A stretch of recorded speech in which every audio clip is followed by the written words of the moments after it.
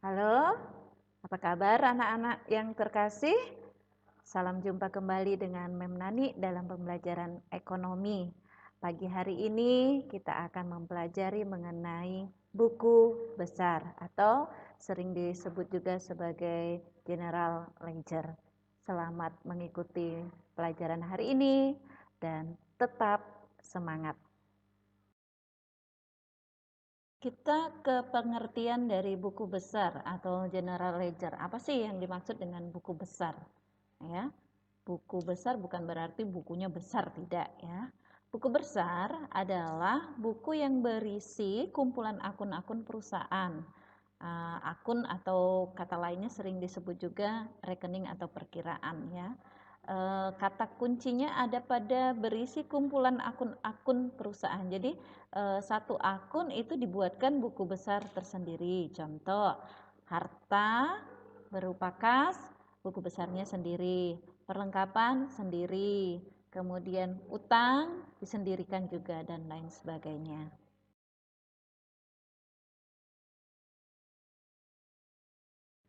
Untuk bentuk buku besar ya, untuk bentuknya yang pertama adalah bentuk T atau sering dikenal istilah T account ya. Buku besar ini, bentuk ini adalah bentuk yang paling sederhana dan hanya berbentuk seperti huruf T ya. Bentuk T berarti dia bentuknya seperti huruf T. Jadi hanya ada dua sisi. Sebelah kiri itu sisi debit, sedangkan sebelah kanannya sisi kredit.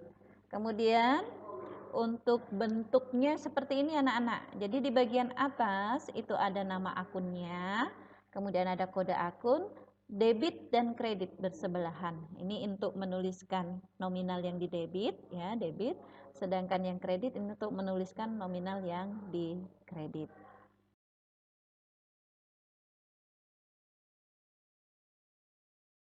Kita pindah ke bentuk yang kedua. Bentuk yang kedua adalah bentuk skontro atau dua kolom ya. Untuk bentuk skontro atau dua kolom ini dibuat ada kolomnya, ada kolom debit dan ada kolom kredit.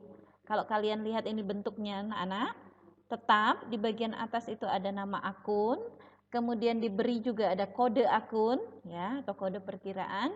Kemudian kolom-kolomnya untuk yang bentuk skontro ada tanggal, keterangan, referensi, debit. Kemudian diulang kembali ada tanggal, keterangan, referensi, tetapi diganti menjadi kredit. Nah, dua kolom yang dimaksud ini ada kolom debit dengan kredit. Ya, ini untuk yang dua kolom.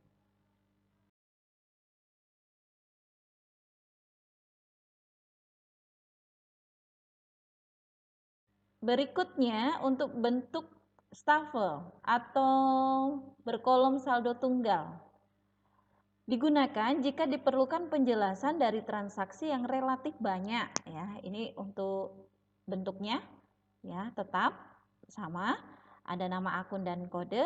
Kemudian masing-masing di sini ada kolom tanggal, ada keterangan, ada referensi, ada debit, kredit. Kemudian debit kredit lagi beserta saldonya berapa. Ini yang bentuk stafel.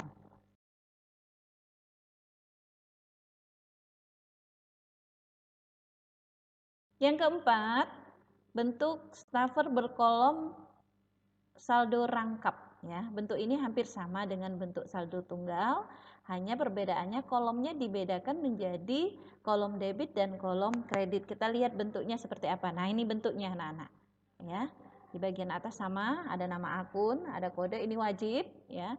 Kemudian ada kolom tanggal, ada keterangan, ada referensi, kemudian ada debit, kredit. Nah, untuk saldo dipisah menjadi debit dan kredit. Jadi ada saldo debit dan saldo kredit. Nah, bentuk yang stafel berkolom saldo rangkap inilah yang akan kita gunakan dalam pembelajaran buku besar untuk anak SMA ya. Jadi yang ini akan kita pakai bentuknya untuk buku besarnya.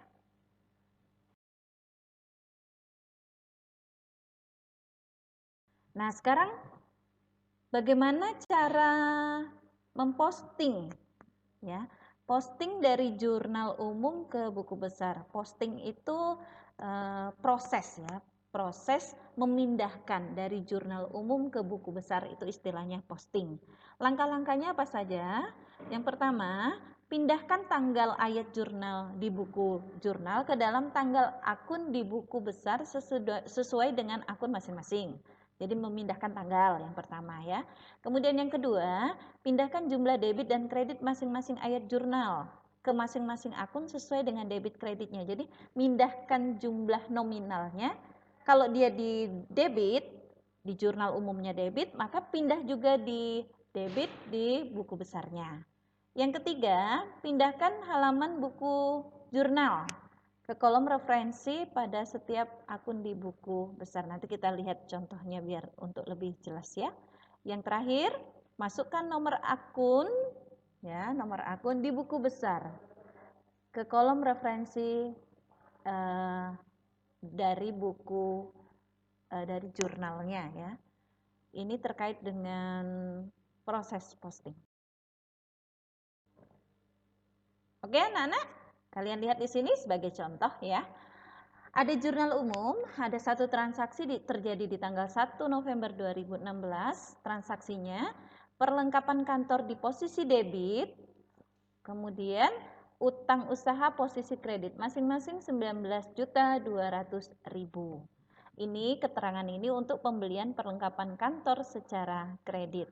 Nah, dalam jurnal umum itu sudah diberi kode perkiraan ini, ya anak-anak, ya. Kode perkiraannya, ini kode perkiraannya. Kemudian juga ada halaman, ini halamannya. Halaman jurnalnya halaman 2.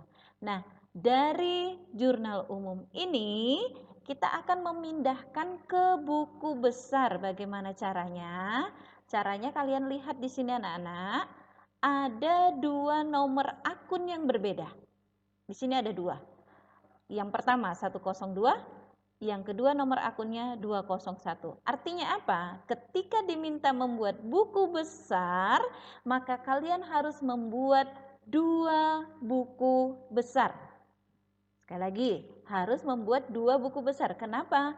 Karena pada referensi itu ada 2 nomor akun yang berbeda. 102 itu untuk perlengkapan kantor, sedangkan 201 itu untuk utang usaha. Nah, kita sekarang pindahkan ke buku besarnya. Buku besar yang kita pakai ini tadi yang berkolom rangkap, ya. Jadi ada tanggal, keterangan, referensi, debit, kredit, kemudian saldo debit dan kredit. Yang pertama yang kita buat adalah dengan nama akun dengan nomor perkiraan kecil. Yang kecil ini 102. Maka kalian tuliskan di sini nomor akunnya 102, ya. Ambilnya dari sini, dari jurnal umum.